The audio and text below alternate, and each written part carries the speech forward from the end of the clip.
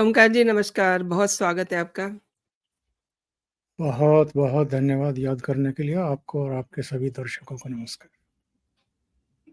Sir आज बात करते हैं शराब घोटाले की जिसमें आम आदमी पार्टी की टॉप लीडरशिप न केवल फँसी हुई है, बल्कि 4-4 टॉप मोस्ट लीडर जेल में हैं, सीएम समेत। अब जब सीएम जेल में हैं और वो इस्तीफ़ा भी नहीं दे रहे हैं और उनकी पत्नी उन्हीं की कुर्सी पर बैठ कर के इमोशनल कार्ड खेल रही है। और इस पर भी बात करेंगे कि कांग्रेस के खिलाफ इनकम टैक्स डिपार्टमेंट चोरी के मामले में कार्रवाई कर रही है और इनकम टैक्स डिपार्टमेंट ने 1800 करोड़ से अधिक का नोटिस भी भेजा है। कांग्रेस पार्टी ने भी आरोप लगाया है कि पार्टी जो है हम पे जानबूझ के ऐसी कार्रवाई कर रही है और लोकतंत्र कमज़ोर हो रहा है, ब्ला-ब्ला। और उसके सामने सरकार को कोसने का एक बहाना भी है, केजरीवाल को सपोर्ट भी करना है, यही सोच करके 31 मार्च को महारैली का आयोजन किया जा रहा है एंड ये वही मंच है, जहाँ कभी केजरीवाल ने लालू यादव, सोनिया गांधी और कई लोगों को जेल भेजने के लिए शोर मचाया था। अब मंच वही है लेकिन किरदार बदल गए हैं और बोल भी बदले हुए सुनेंगे। अब इसको कुछ लोग ये भी कह रहे हैं कि ये जो रैली होने जा रही है, इसमें हमें केजरीवाल को सपोर्ट नहीं करना। लेकिन मैं आपको सर एक छोटी-सी वीडियो दिखाती हूँ जिसमें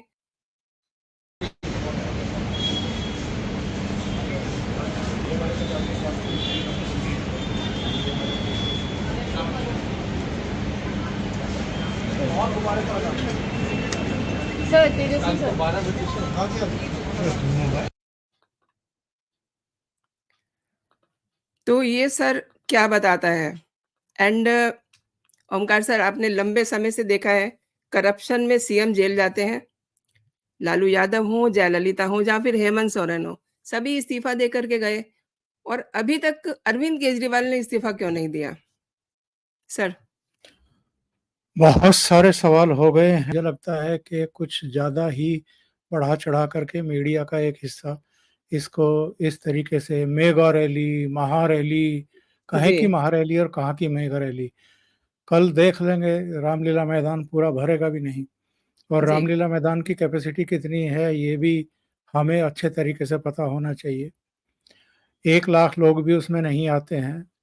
25 से 30 और 40,000 लोग भी वहाँ इकट्ठा हो जाएँ, पूरा मैदान भर जाता है।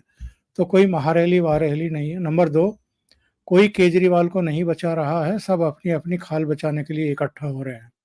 जी, सब अपनी चिंता कर रहे हैं, कोई किसी दूसरे की चिंता नहीं कर रहा है।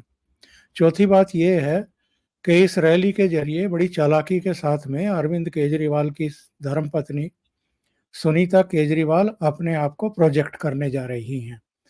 जी, जिस तरीके से 8 दिन के भीतर उन्होंने 3 बार चीफ मिनिस्टर की कुर्सी पर बैठ कर के अपने कार्यकर्ताओं के लिए वीडियो जारी किए हैं या मीडिया के लिए वीडियो जारी किए हैं, जो एक कन्फ्यूजन क्रिएट करने की कोशिश की है और चाहे आतिशी मारलेना हो, चाहे सौरभ भारद्वाज हों या गोपाल राय हों, वो जो अरविंद केजरीवाल के ईडी के गिरफ्तारी के बाद से खुद को अगला लीडर प्रोजेक्ट करने में लगे हुए थे, उन संभावनाओं पर पानी फेरने का फैसला अरविंद केजरीवाल और उनकी पत्नी सुनीता ने ले लिया है।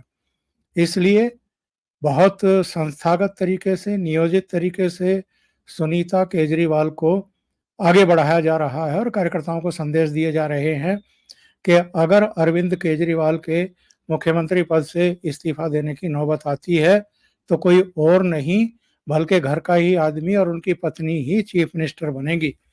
और अगर ऐसा होता है तो झारखंड में तो नहीं हो पाया ये। झारखंड में तो परिवार के भीतर ही इतनी कलह हो गई थी कि बाद में हेमंत सोरेन की भाभी जो है वो भारतीय जनता पार्टी में शामिल हो गई, जो अब दुमका से उनकी कैंडिडेट हैं। और जो वो अपनी पत्नी को कल्पना सोरेन को चीफ मिनिस्टर बनाना चाहते थे वो भी नहीं बना पाए, तो चंपई सोरेन को बना करके चले जाना पड़ा उनको। तो यहाँ अगर अरविंद केजरीवाल अपनी पत्नी को चीफ मिनिस्टर बनाने में कामयाब होते हैं तो ये राबड़ी नंबर 2 होगा।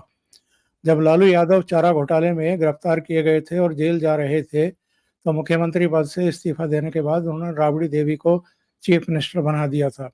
इसी तरीके से अब दिल्ली में जनभावनाओं के साथ एक तरीके से खिलवाड़ होने जा रहा है। जो किसी सदन की सदस्य भी नहीं है, ऐसी सुनीता केजरीवाल को चीफ मिनिस्टर बनाने की तैयारी हो रही है।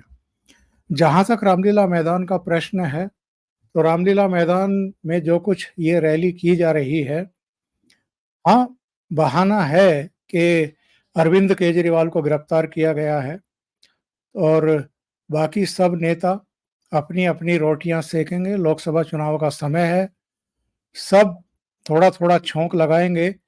सुनते हैं कि मैडम सोनिया गांधी भी होंगी, राहुल गांधी भी होंगे, खरगे भी होंगे, दूसरे नेता भी वहां पहुंचेंगे, अलग-अलग दलों के नेता। तो ठीक है, सब आएंगे, सब भाषण देंगे, लेकिन अपना-अपना एजेंडा साधने के लिए, और जो इनके सपोर्टर हैं, बस उनको एड्रेस करने के लिए। अतीत में अरविंद केजरीवाल ने इस सारी लीडरशिप के बारे में, सारी पॉलिटिकल पार्टियों के बारे में, उनके नेताओं के बारे में क्या-क्या कह रखा है, वो ऑन रिकॉर्ड है। वो सब सोशल मीडिया पर वीडियो ऑलरेडी तैर रहे हैं। तो किसी को अरविंद केजरीवाल के जेल जाने की कोई बड़ी भारी चिंता खाए जा रही हो, वो मरे जा रहे हों उसके लिए कि वो बाहर आना चाहिए, ऐसा कुछ भी नहीं है। बल्कि अंदर खाते सब खुश होंगे कि चलो, हमारे रास्ते का कांटा जो है वो मोदी जी ने ही सही पर निकालने का काम किया है। वो सही जगह पहुंचने वाले हैं जहां उनको पहुंचना चाहिए था। क्योंकि अरविंद केजरीवाल दिल्ली में या पंजाब में कांग्रेस की कीमत पर आगे बढ़े हैं और सत्ता में आए हैं। कांग्रेस ये बहुत अच्छे तरीके से जानती है। तो कांग्रेस और उनमें एक गठबंधन जरूर है, लेकिन ये मजबूरी का है। ये सियासत में इस तरह के कर्मकांड जो हैं और इस तरह के फैसले अक्सर हम होते हुए देखते हैं, और ये भी एक कर्मकांड ही है जो रामलीला मैदान में ये सब इकट्ठा हो रहे हैं, इससे ज्यादा कुछ नहीं। तो सर, कल जो है सब मौसेरे भाई एक मंच पर होंगे, ये तो तय है ना? क्योंकि इसमें करीब 12-13 दल जो हैं वो शामिल होने वाले हैं। क्या बोलते हैं? जैसे कि आपने नहीं बताया नहीं, मल्लिकार्जुन मैंने खड़गे कहा हैं, कि राहुल राहुल गांधी हैं। ये सब अपने अपने लिए इकट्ठा हो रहे हैं। लोकसभा चुनाव है, दिल्ली में नेशनल इंटरनेशनल मीडिया होता है। हुँ, यहाँ हुँ। कुछ भी आप करिए, उसकी कवरेज होती है, इंटरनेशनली कवरेज होती है, बस इतना ही है।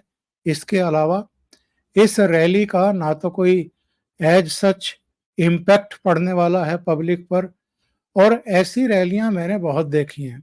मैं बहुत सालों तक चंडीगढ़ और हरियाणा रहा हूँ। हरियाणा में एक जगह है जींद।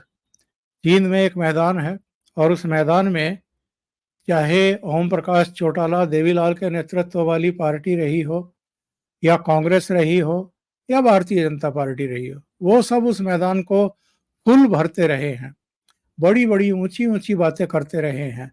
लेकिन जब वोट की बात आती है, तो रैली और भीड़ अलग बात होती है, और उस भीड़ को वोटों में कन्वर्ट करना दूसरी बात होती है। तो आप रामलीला मैदान को भरते रहिए, भाषण देते रहिए। अतीत में भी भरी गई है, किसे याद नहीं है जब CAA कानून पारित हुआ था संसद के दोनों सदनों से, तो उसके बाद कांग्रेस पार्टी ने इसी रामलीला मैदान में रैली की थी, और अच्छी खासी रैली की थी, जिसको सोनिया गांधी, राहुल गांधी, प्रियंका वाड्रा, भूपेंद्र सिंह हुड्डा और दूसरे तमाम नेताओं ने संबोधित किया था। नतीजा क्या रहा था उसके बाद जो लोकसभा चुनाव हुआ था, क्या हुआ था उसमें, और बाद में जो विधानसभा के चुनाव हुए उसमें क्या हुआ? कांग्रेस पार्टी का खाता भी नहीं खोला। तो ये रैलियों का कोई मतलब नहीं होता है, भीड़ जुटाने का कोई मतलब नहीं होता है। आत्म सुख के लिए, कवरेज पाने के लिए, एक परसेप्शन क्रिएट करने के लिए आप इस तरह की रैलियां करते हैं। पर अतीत की तमाम रैलियां और उसके बाद के चुनाव ये बताते हैं कि इन रैलियों से कोई परसेप्शन भी क्रिएट नहीं होता है। तो भीड़ जुटा लेने से अगर किसी को कोई गलतफहमी है या आत्मसंतुष्टि हो रही है, तो उसको मुबारक। एक और बात है सर, सरकार यानी कि प्रधानमंत्री नरेंद्र मोदी उनका सीधा फंडा है कि भ्रष्टाचार पर ज़ीरो टॉलरेंस। दूसरी ओर आम आदमी पार्टी इमोशनल कार्ड खेल रही है। अब अगर दिल्ली की ही बात करें तो इसमें आप क्या सोचते हैं किसे फ़ायदा मिलेगा? नहीं, प्रधानमंत्री नरेंद्र मोदी का कोई फंडा नहीं है। नरेंद्र मोदी का एक स्पष्ट दृष्टिकोण है। उनका एक कार्यक्रम है। उन्होंने देश के सामने 3 चीजें रखी थी लाल किले से। एक, उन्होंने कहा था कि हम जो तुष्टीकरण की राजनीति चल रही है इसको खत्म करेंगे। दूसरी बात उन्होंने कही थी कि जो ये वंशवादी, परिवारवादी, खानदान आधारित पार्टियां काम कर रही हैं और एक पीढ़ी से दूसरी पीढ़ी को कमान सौंप दी जाती है और एक परिवार विशेष ही किसी पार्टी का नसीब लिखते हैं, तकदीर लिखते हैं और फैसले करते हैं किसको टिकट दिया जाना है, किसको नहीं दिया जाना है। हम वंशवाद की राजनीति को समूल नष्ट करेंगे। तीसरी बात उन्होंने कही थी कि हमें इस देश से भ्रष्टाचार खत्म करना है। तो ये भ्रष्टाचार खत्म करने की जो लड़ाई है, ये तो 2014 से उनकी शुरू है और इसमें कौन कितना प्रभावशाली है, कौन किस पद पर है, किस राज्य में है, किस पार्टी का नेतृत्व करता है, ये कोई मायने नहीं रखता है। बहुत सारे लोग कहते हैं कि साहब विपक्ष के नेताओं पर ही क्यों ईडी, सीबीआई या इनकम टैक्स डिपार्टमेंट या एनआईए वगैरह की गाज गिरती है, तो ये भी मिथ्या है। आप पूरा रिकॉर्ड उठा करके देखें तो जो भारतीय जनता पार्टी से जुड़े हुए लोग हैं या जो एनडीए के घटक दल हैं, उनके नेताओं पर भी कार्रवाई हुई है, उनकी भी गिरफ्तारियां हुई हैं, उनके यहाँ भी छापेमारी हुई है, उनके यहाँ भी बरामदगियां हुई हैं।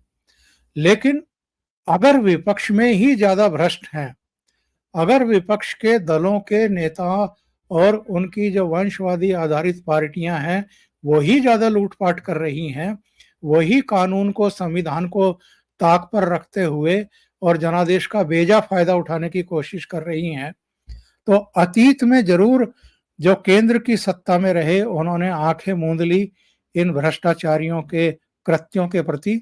लेकिन कम से कम अब जो Narendra Modi as prime minister काम कर रहे हैं या गृह मंत्री के तौर पर अमित शाह काम कर रहे हैं, उन्होंने तो स्पष्ट कह रखा है, आपने अगर जनता का लूटा है, देश का लूटा है, तो आपके हलक में हाथ दे करके वो हम बाहर निकालेंगे, आपको वो वापस करना पड़ेगा। और वही तो कर रहे हैं। बाकी जिनको चिल्लाना है, जिनको आरोप लगाने हैं, जिनको बदले की राजनीति के आरोप लगा करके जनता को मूर्ख बनाते हुए उनकी सहानुभूति अर्जित करने की कोशिश करनी है, वो करते रहें। आज की तारीख में ये सोशल मीडिया का जमाना है। पब्लिक बहुत अच्छे तरीके से जानती और समझती है सच क्या है और झूठ क्या है। वो नीर क्षीर करने में सक्षम है और यही वजह है कि नरेंद्र मोदी की सरकार बेखटके ऐसे अपराधियों को उनके अंजाम तक पहुंचा रही है। मेरा आधा सवाल ये था सर कि जिस तरीके से अरविंद केजरीवाल की पत्नी सुनीता केजरीवाल पिछले 8-9 दिनों में ही 3 बार उन्होंने एक वीडियो के ज़रिए अपनी बात कही, अपना रोना-रोया, अपने यानी कि अपने आप को वो एक तरह से इमोशनल कार्ड खेल रही हैं। तो क्या इसका इन्हें फ़ायदा मिलेगा? चुनाव के दौरान आई मीन। 2014 में आम आदमी पार्टी दिल्ली में तीसरे नंबर की पार्टी थी।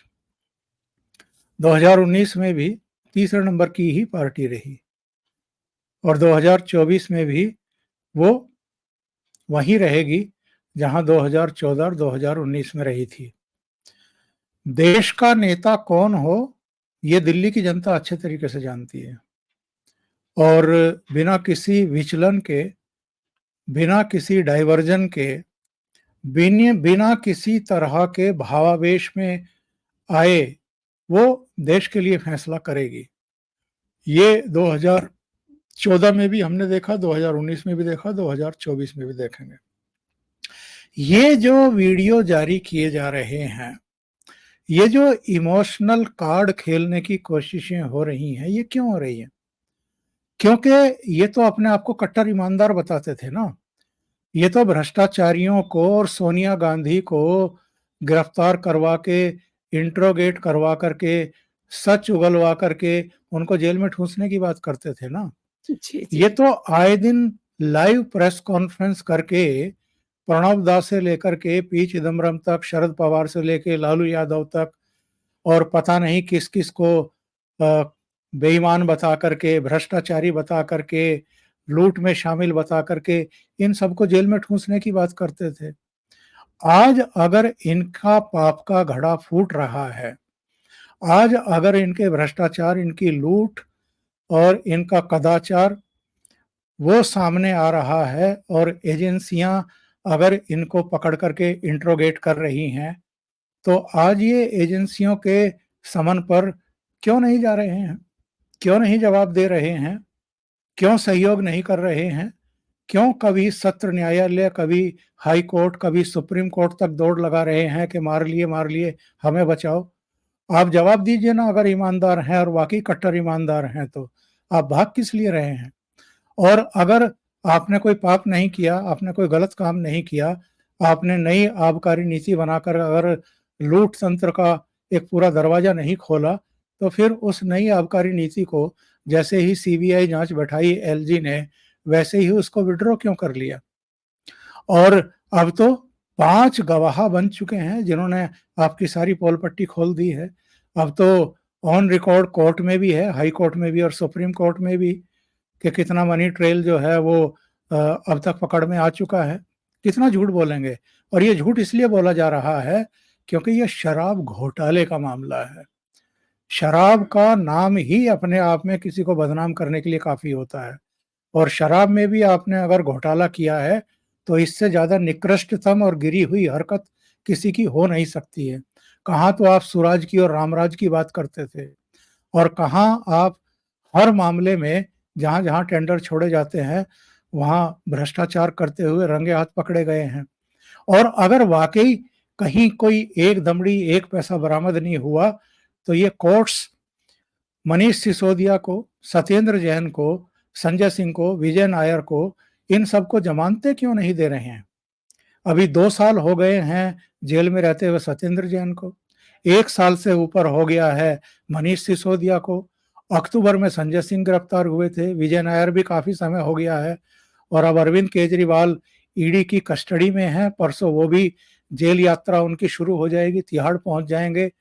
तो ये अगर वाकई एक भी पैसा कहीं से नहीं मिला है, तो इस देश की जो अदालतें हैं और सर्वोच्च अदालत यानी सुप्रीम कोर्ट तक समीक्षा याचिका तक खारिज कर चुकी है। तो ऐसे में आप ये कहना चाहते हैं कि कोर्ट भी भारतीय जनता पार्टी के इशारे पर काम कर रही हैं? इससे ज्यादा गिरी हुई हरकत या बयान कोई हो नहीं सकता। और अब पब्लिक भी समझ गई है कि ये रंगे हाथों पकड़े गए हैं, गिरफ्तार हुए हैं, कोर्ट में प्रूव हो गया है, इनको जमानतें नहीं मिल रही हैं, इसलिए अब ये इमोशनल कार्ड खेलने की कोशिश कर रहे हैं।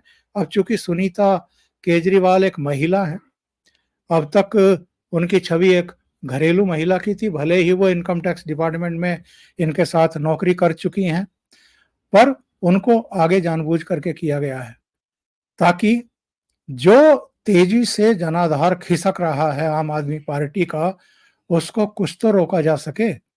मैं खिसकते हुए जनाधार की बात किस लिए कर रहा हूं? मैं प्रमाण देकर के बात करता हूं हमेशा। ये जी। जो 5 राज्यों के चुनाव हुए थे विधानसभा के, इनमें से 3 राज्यों में, राजस्थान, मध्य प्रदेश और छत्तीसगढ़ में, आम आदमी पार्टी ने 205 कैंडिडेट खड़े किए थे। इन सभी 205 कैंडिडेट की जमानत जब्ती ही नहीं हुई है। इन तीनों राज्यों में जो नोटा के वोट पड़े थे, उनसे भी आधे वोट आम आदमी पार्टी को मिले हैं। इनको बहुत अच्छे तरीके से पता है कि इनकी छवि किस कदर मटिया मेट हो चुकी है इस शराब कांड की वजह से। इसलिए इनको इस बात का एहसास है कि 2024 का जो ये लोकसभा चुनाव है, इसमें केवल दिल्ली में ही ये बुरी तरह नहीं हारने वाले हैं। पंजाब, जहां से इनको उम्मीद थी, वहां भी भारतीय जनता पार्टी ने बेहद मजबूती से कैंडिडेट उतारे हैं। पूर्व मुख्यमंत्री कैप्टन अमरिंदर सिंह की पत्नी परनीत कौर को पटियाला से, पूर्व मुख्यमंत्री बेअंत सिंह के पोते रवनीत सिंह बिट्टू को लुधियाना से, इन्हीं के उपचुनाव में जीते हुए रिंकू को जलंधर से, और जो अमेरिका में हमारे राजदूत रहे हैं संधू साहब, उनको अमृतसर सीट से। यानी इतने मजबूत कैंडिडेट खड़े किए। और हाँ, हंसराज हंस को जी, जी। फरीदकोट सुरक्षित सीट से, तो हुँ, वहां पर भी बहुत मजबूत कैंडिडेट खड़े किए हैं। इनकी सिट्टी पिट्टी गुम हो चुकी है और इनको पता है कि भारतीय जनता पार्टी इस बार पूरे भारत के साथ साथ पंजाब और दिल्ली यहाँ भी इनको पटकनी देने वाली है। आपने सर बहुत बड़ी बात कही है क्योंकि ये हमेशा ईमानदारी की बात करते हैं। शनिवार को एक और नेता कैलाश गहलोत को भी ईडी का सम्मन मिलता है और 5 घंटे तक उनसे पूछताछ होती है। तो ये सब चल क्या रहा है? ईमानदारी, कट्टर ईमानदार, ब्ला-ब्ला जाने क्या-क्या बोल रहे हैं और आतिशी मार्लेना और सौरभ भारद्वाज तो दिन में 1 आध बार और लाइव होकर के अपनी ईमानदारी का ढिंढोरा पीटते ही हैं और सबके सब जो है अब ईडी के सामने जा रहे हैं। कैलाश गहलोत को जो बुलाया गया था, वैसे तो जो ये परिवहन मंत्री हैं और साथ में विधि मंत्री भी हैं, तो कैलाश गहलोत को जब बुलाया गया तो ये तमाम चर्चाएं चल रही थी कि जो बस खरीद घोटाला है उसमें संभवतः ईडी ने इनको समन किया है पूछताछ करने के लिए। लेकिन बाद में पता चला कि नहीं नहीं, ये शराब घोटाले में ही इस बार इनको बुलाया गया है, अभी जी। परिवहन घोटाले में नहीं बुलाया गया है। और शराब घोटाले में इनको क्यों बुलाया गया है? दो कारणों से। हुँ, एक हुँ। कारण तो ये है कि जो ड्राफ्ट बना था नई आबकारी नीति का, उसमें कैलाश गहलोत की सेवाएं ली गई थी।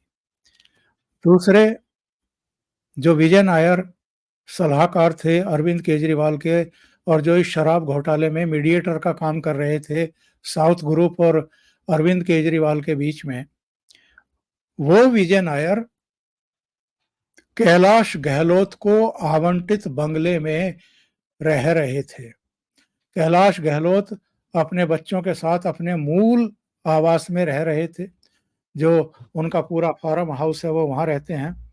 और जो सरकारी बंगला इनको आवंटित किया गया था वो अरविंद केजरीवाल के चहेते विजय नायर के कब्जे में था। तो जी। ईडी ये पूछना चाहती थी कि ये जो आपने ड्राफ्ट तैयार किया था ये किसके कहने पर किया था? आपको अरविंद केजरीवाल ने कहा था, आपको मनीष सिसोदिया ने कहा था, आपको ये दिव्य ज्ञान की प्राप्ति साउथ ग्रुप से हुई थी, या विजय नायर के कहने पर आपने किया था? और विजय नायर आपकी कोठी में क्यों रह रहे थे? किस हैसियत से रह रहे थे? क्योंकि वो तो सरकारी पद पर थे नहीं। और जो सूचनाएं मिल रही हैं मनविंदर जी, जी। कैलाश गहलोत ने अरविंद केजरीवाल का बैंड बजाने का काम कर दिया है। जी, जी। उसने जो बयान दिए हैं, इससे अरविंद केजरीवाल की, विजय नायर की, मनीष सिसोदिया की मुश्किलें और कई गुना बढ़ने जा रही हैं। सर राहुल गांधी के दिमाग का क्या कहिए मतलब वो क्या-क्या कह रहे हैं? आपको एक वीडियो दिखाना चाहूँगी मैं। अपना काम करती, ईडी अपना काम करती तो ये नहीं होता।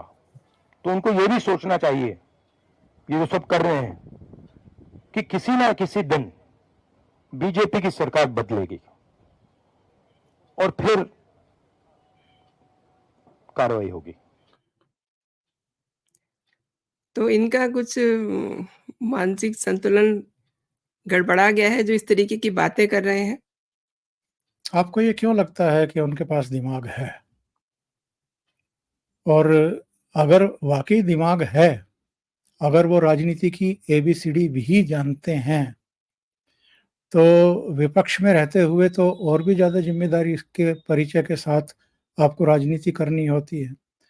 आप अगर देश की एजेंसियों को धमकाने की चेष्टा करेंगे विपक्ष में रहते हुए, और आप ये कहने की कोशिश करेंगे कि साहब जब हम सत्ता में आएँगे तो आपको सबक सिखा देंगे। और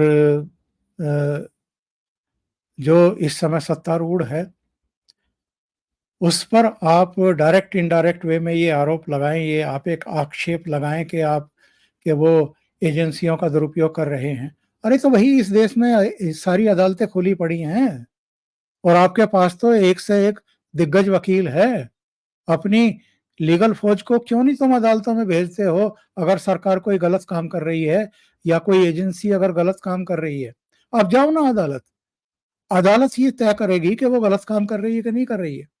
आपके कहने से कुछ नहीं होता। आपके धमकाने से आप एक्सपोज होते हैं और आपके इरादे क्या हैं, सत्ता में आप आना क्यों चाहते हैं, कोई लोगों की सेवा करने के लिए नहीं, देश को आगे ले जाने के लिए नहीं, कोई विजन नहीं है आपका, बल्कि आप सत्ता का दुरुपयोग करना चाहते हैं, ये आप बता रहे हैं। इसलिए मैं कह रहा हूं कि आपको ये क्यों लगता है कि उनके पास दिमाग है? अगर दिमाग होता तो वो इस तरह की बात ही ना करते। बिल्कुल सही कहा आपने। कल की जो इनकी, जैसे आप कह रहे हैं कि कुछ भी नहीं होने वाला, जो भी रामलीला ग्राउंड में ये मिलने जा रहे हैं एक मंच पे, मल्लिकार्जुन खड़गे, सोनिया गांधी, राहुल गांधी, शरद पवार और उद्धव ठाकरे, अखिलेश यादव, तेजस्वी यादव, डेरेक और फारूक अब्दुल्ला भी आ रहे हैं। चंपई सोरेन और कल्पना सोरेन, तमाम लोग आ रहे हैं। पंजाब के भगवंत मान तो रहेंगे ही, और आते ही बड़ा ड्रामा करा कल्पना सोरेन ने। ये वीडियो देखिए आप ज़रा, किस तरीके से इनका मेल-मिलाप हो रहा है।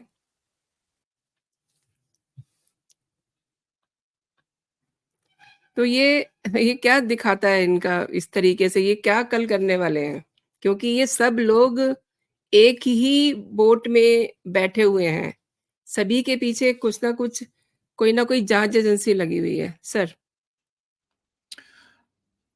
उसको मैं रिपीट नहीं करना चाहता जो मैंने कहा था कि ये हुँ, हुँ। सब अपने अपने आधार खो चुके हैं, हुँ, हुँ। जन विश्वास खो चुके हैं, इनके पैरों के नीचे की जमीन खिसकी हुई है। जितने नाम आपने लिए हैं, इनकी पार्टियों की, इनके राज्यों में हालत क्या है, बस ये सोच लीजिए और फिर समझ लीजिए कि ये सब लोग बार बार इकट्ठा होकर के पब्लिक को मैसेज क्या देना चाहते हैं और पोस्चरिंग क्या लेना चाहते हैं।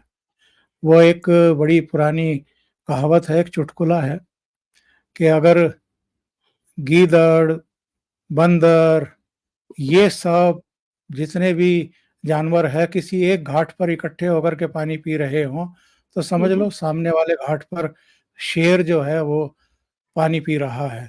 जी। तो नरेंद्र मोदी की जो लोकप्रियता है और जो जितने सर्वे आ रहे हैं पूरे देश के अलग-अलग हिस्सों से, उसमें जिस तरीके से प्रोजेक्ट किया जा रहा है कि 350 से अधिक सीटें तो भारतीय जनता पार्टी ही लेकर के आ रही है और एनडीए मिला लें तो 400 के पार भी जा सकती है, ये उसी का खौफ है। अब ये सब अलग-अलग राज्यों में एक दूसरे के लिए स्पेस भी नहीं छोड़ रहे हैं। जी। टीएमसी ने क्यों नहीं कांग्रेस के लिए और वामपंथियों के लिए सीटें छोड़ी? या दूसरे राज्यों में भी लालू यादव ने क्या हाल करके छोड़ा है? बिहार में केवल 9 सीटें कांग्रेस पार्टी के लिए छोड़ी हैं, 5 वामपंथियों के लिए और 26 सीटों पर खुद लड़ रहे हैं। तो ये कांग्रेस पार्टी के लिए कोई स्पेस भी छोड़ने को तैयार नहीं है और वैसे सारे एक मंच पे इकट्ठा होंगे।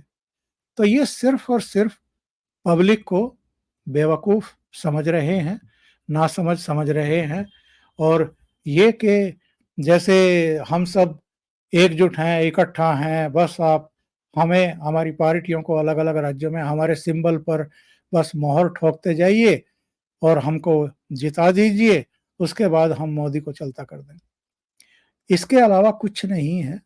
भाषण होंगे और जो इनके अपने सबके भाषण देने के अंदाज हैं, जो शेखियाँ हैं, वो बघारेंगे। इसके अलावा कुछ होने वाला नहीं है।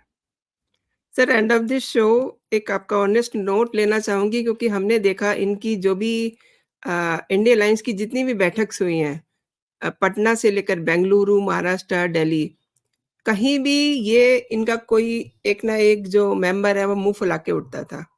उस लिहाज से आप कैसे देखते हैं एज़ अ सीनियर जर्नलिस्ट? नहीं, नहीं, कई लोग इनको छोड़ कर के जा चुके हैं। नीतीश कुमार जा चुके हैं, जयंत चौधरी जा चुके हैं। कई राज्यों में इनका गठबंधन ऑलरेडी टूट चुका है, सीट शेयरिंग हुई नहीं है। इसीलिए तो मैं कह रहा हूँ कि चाहे आपकी ममता बनर्जी हों, चाहे लालू यादव हों, चाहे नीतीश बाबू जो ऑलरेडी इनका साथ छोड़ चुके हैं, कोई दम नहीं है इस इंडी अलायंस में। ये सब स्वार्थों का, भ्रष्टाचारियों का, वंशवादियों का जमावड़ा है, इसके अलावा कुछ नहीं है। धन्यवाद सर, आपने मेरे शो के लिए समय निकाला और मेरे दर्शकों को जानकारी दी। अगेन बहुत-बहुत धन्यवाद आपका। जी, जय बहुत हिंद, धन्यवाद। जय भारत।